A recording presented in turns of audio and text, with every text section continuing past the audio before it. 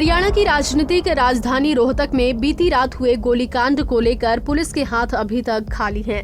वहीं परिजनों का रो रो कर बुरा हाल है। ये तस्वीर देखिए जिसमें एक बूढ़े माँ बाप के आंसू मानो कह रहे हों कि उनके बच्चे का क्या कसूर था। उनके बुढ़ापे की लाठी को आज किसी ने इस तरह छीन लिया मानो उनकी जिंदगी ही छीन ली हो। वहीं मनोज को भी नहीं मालूम होगा कि जिस आदमी का वो सहारा बन रहा है आखिर वही उनके परिवार को एक दिन खत्म कर देगा। जी हाँ, हम बात कर रहे हैं उस आरोपी की जिसे मनोज ने कुछ दिन पहले 15,000 रुपए की जॉब पर रखा था, लेकिन उसके काम की शिकायत मिलने के बाद मनोज को उसे जॉब से निकालना पड़ा। सुखविंद्र जॉब के लालच में सनकी हो चुका था और जब मनोज ने उसे जॉब से निकाला तो उसने मनोज से बदला लेने के लिए अपने दोस्तों के साथ मिलकर मनोज की हत्या की साजिश रची। और बीती रात जब मनोज अपने परिवार के साथ अखाड़े का जायजा लेने के लिए पहुंचे थे तब सुखविंद्र ने धुआंधार गोली चलाकर मनोज के साथ 4 लोगों की जान ले ली। इस हत्याकांड को लेकर परिजनों का क्या कहना है, पहले आपको वो सुनाते हैं। तो गाँव में रहते हैं, लड़का ये दोनों लड़के मेरे वो यहीं रहते हैं। वो डीपी का जाट कॉलेज में महीना के पहले इनका कोई शिकायत आया था जिसने कांड करा है। तो इसने फिर मनोज ने कह दिया भाई आप कोचिंग करने के लिए नहीं आओगे। कॉलेज में आता रहा वो, इसने कोई टेंशन नहीं ली। बाद में फिर कांड कर दिया इसने। क्या मतलब कोई तनाजा बन गया था? कुछ भी पहले नहीं, अच्छी बात कुछ थी। भी नहीं। मनोज ने क्यों मना किया, कुछ कभी बताया? वो शिकायत आई थी उसकी बच्चों से। किस टाइप की, छेड़खानी की या बस मिसबिहेव? इसके बारे में तो वो ही बता सकें। उन बच्चों ने कह दिया भाई हमें कोचिंग मिलेंगे। लेकिन ये तो हर आदमी आज आश्चर्य मान रहा है कि खिलाड़ी इतना बड़ा कदम उठा दिया, सारा परिवार ही खत्म कर दिया। तो खिलाड़ी ही ना हुआ, खिलाड़ी तो नहीं उठाएगा इतना कदम, वो खिलाड़ी था ही नहीं।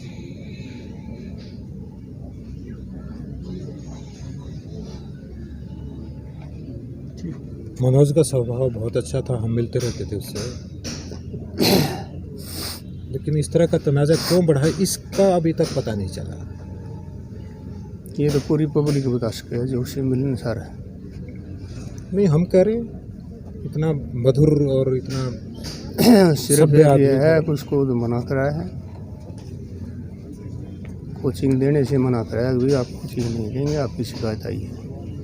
मैं टेलीफोन से मेरे साले ने बताया था, उसका लड़का रहता है उसके साथ में, तो उसने बताया था कि ऐसी बात हुई।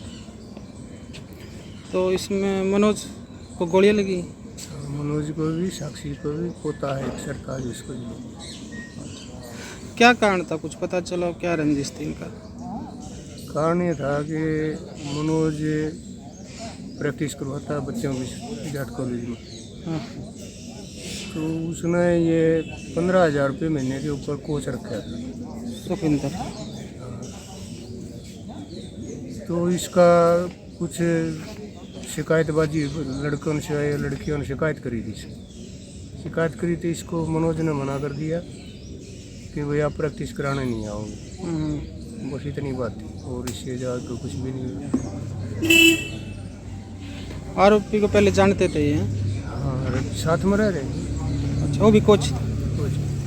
मैं उसके साथ 2 साल से रही थी, लेकिन मैंने हाँ जी, मैंने 1 साल ही प्रैक्टिस की। मतलब 2-3 महीने मैंने यहाँ पे छोटू राम स्टेडियम में की थी मैंने तो प्रैक्टिस, लेकिन जाट अखाड़े पे आई थी। वहाँ का मुझे माहौल अच्छा नहीं लगा, इसलिए मैंने वहाँ पे किया था। पर मैं दीदी से मेरी 2 दिन में बात होती रहती थी, लेकिन ऐसी कोई इन्फॉर्मेशन नहीं थी उसके कि उसे कोई परेशान कर रहा है कि कुछ। हाँ, वो थोड़ी एक दिन फ़ोन गया था तो ऐसे कर रही थी कि लता मुझे अच्छा नहीं लग रहा है यहाँ पे रहना। मैंने कहा था दीदी आप घर आ जाओ, मैंने भाई से बात कर लूँगी। भाई से मैं शाम के टाइम कल बात कर रही थी, उसी टाइम हमारे पास 8 साढ़े 8 बजे फ़ोन चला गया है और यही इन्फॉर्मेशन गई कि वो गोली से हत्या कर दी। फिर थोड़ी देर बाद हमारी बात हुई थी फ़ोन से, तो दूसरी लड़की ने बताया जो यहाँ पे रोहतक में प्रैक्टिस करती थी हमारी यूपी से, तो उन्हें बताया है कि कोच ने मारी है। उससे पहले हमें कोई इन्फॉर्मेशन नहीं किसने मारी किसने नहीं मारी, लेकिन हम जैसे बताया गया ऐसे हम आपको बता रहे हैं। हमने तो कोच के ऊपर और जो मनोज कोच था उनके ऊपर छोड़ रखी थी कि आप बनाएंगे। उन्होंने कहा था कोच ने कि मुझे 1 साल दे दीजिए, मैं ऐसे इंटरनेशनल खिला दूंगा, अंडरवर्ल्ड खिला दूंगा, इसलिए हम इस बात पे छोड़ रखी थी। लेकिन होनी कुछ और ही थी। होनी कुछ और थी ये नहीं तो हमको पता था ना कोच को पता था। और कोच ने तो कुछ दिन पहले ही बात की थी भैया से कि मैं इसे 1 साल में सक्सेस कर दूंगा, लेकिन उसके मन में क्या चल रहा था ये नहीं पता। तो कुछ 2 कोचों की आपस में तनाव चल रहा था, कभी पूजा ने बताया आपको? जी ये कोई इन्फॉर्मेशन नहीं थी। हाँ इतना तो था कि उनमें आपस में चलता रहता था। अब हर एक अखाड़े पे चलता है वो तो आपस में, लेकिन उसमें हमें क्या मालूम कि किसके मन में क्या है, बच्चों से क्या दुश्मनी किसी की। हम उस बात को नहीं ठहरा सकते कि उनमें अंदर क्या था, हमारे अंदर क्या था। जिन बच्चे हमारे बीच में आई, जिन उसके साथ में कोई दुश्मनी आई थी, क्या किया ये हम बिल्कुल भी नहीं कह सकते आपसे। कोई दबाव बनाने की बात आई हो सुखविंदर की ओर से? ना जी, क्योंकि बताया FIR में बताया कि वो शिकायत की गई थी उसकी। हाँ ये बताया है, लेकिन जो मनोज कोच हैं उनके भाई ने बताया है, उनको पता होगी, हमने उसके ऊपर छोड़ रखी थी। नहीं तो हमको ये पता है कि क्या दबाव बना था क्या नहीं। हमें तो बस मर्डर की खबर सुनी और हम चले आए। तो सुना आपने, परिजनों का कहना है कि उन्हें इसकी कोई खबर नहीं थी। हाँ लेकिन इस बात का पता चला है कि आरोपी सुखविंद्र के रिश्ते खिलाड़ियों के साथ ठीक नहीं थे, जिसको लेकर खिलाड़ियों ने मनोज को सुखविंद्र की शिकायत की थी। सुखविंद्र अभी पुलिस की गिरफ्त से बाहर चल रहा है और पुलिस ने मोस्ट वांटेड की लिस्ट में सुखविंद्र की गिरफ्तारी को लेकर 1 लाख रुपए का इनाम तक रखा है। मनोज, साक्षी, प्रदीप, सतीश और प्रदीप मलिक अब इस दुनिया में नहीं रहे। फिलहाल पुलिस ने 5 के शवों को पोस्टमार्टम करवा दिया है और पोस्टमार्टम के बाद शवों को परिजनों को सौंप दिया है।